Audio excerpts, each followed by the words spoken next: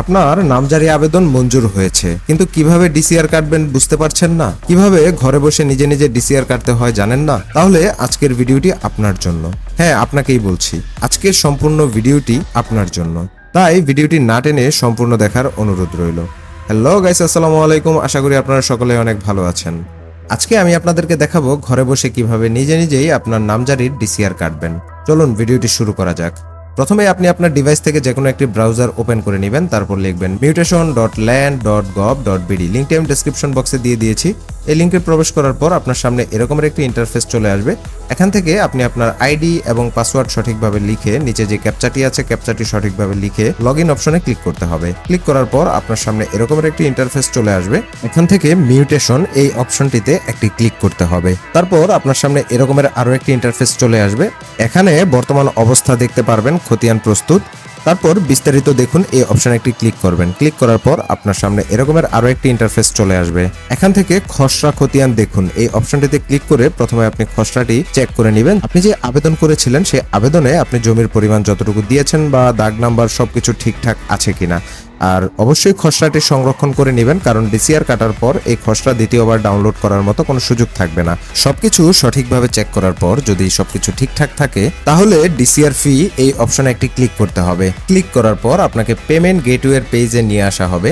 এখান থেকে internet banking select করে অগ্রসর হন এই অপশনে একটি ক্লিক করে দিবেন। ক্লিক করার পর পেমেন্ট গেটওয়েতে চলে আসার পর আপনি যে মাধ্যমে পেমেন্ট করতে চাচ্ছেন সেই মাধ্যমটি সিলেক্ট করে পেমেন্ট অপশনে আরো একটি ক্লিক করে দিবেন। ক্লিক করার পর এখানে আপনার অ্যাকাউন্ট নাম্বার দেওয়ার অপশন আসবে। এখানে নাম্বারটি লিখে কনফার্ম অপশনে ক্লিক করবেন। ক্লিক করার পর আপনার মুঠোফোনে 6 সংখ্যার একটি ওয়ান টাইম পাসওয়ার্ড চলে আসবে। সেই পাসওয়ার্ডটি এখানে সঠিকভাবে লিখে কনফার্ম অপশনে ক্লিক করবেন। তারপর আপনার পিন নাম্বারটি সঠিকভাবে লিখে পুনরায় কনফার্মে ক্লিক করবেন। আপনার অ্যাকাউন্ট থেকে 1100 টাকা কেটে নিয়ে আপনার ডিসিআর ফি পরিশোধ হয়ে যাবে। ডিসিআর ফি পরিশোধ হওয়ার পর আপনার খতিয়ান প্রস্তুত হয়ে গিয়েছে। এখান থেকে হোম বাটনে ক্লিক করতে হবে। তারপর আবেদনের অবস্থা দেখুন এই অপশনে পুনরায় ক্লিক করে বিস্তারিত দেখুন এই অপশনে ক্লিক করতে হবে। এই অপশনে ক্লিক করার পর আপনি এখানে দেখতে পাবেন আপনার খতিয়ান এবং ডিসিআর ডাউনলোড করার অপশন চলে এসেছে।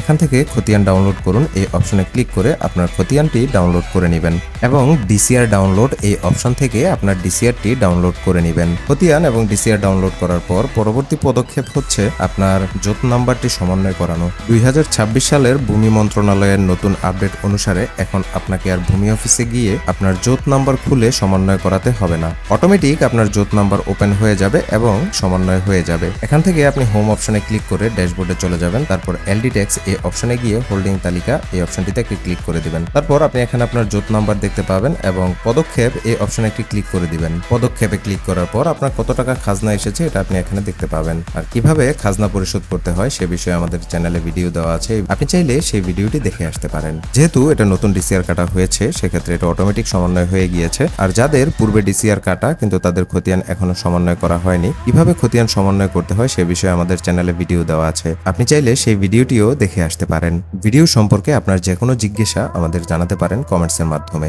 আর পরবর্তীতে কোন বিষয়ের উপর ভিডিও চাচ্ছেন সেটাও আমাদের কমেন্টসের মাধ্যমে জানাতে পারেন। আর ভিডিওটি কেমন লেগেছে সেটাও আমাদের কমেন্টসের মাধ্যমে জানাতে ভুলবেন না। যদি ভিডিওটি ভালো লেগে থাকে তাহলে লাইক করুন, বেশি বেশি কমেন্টস করুন এবং বন্ধুদের সাথে শেয়ার করতে ভুলবেন না।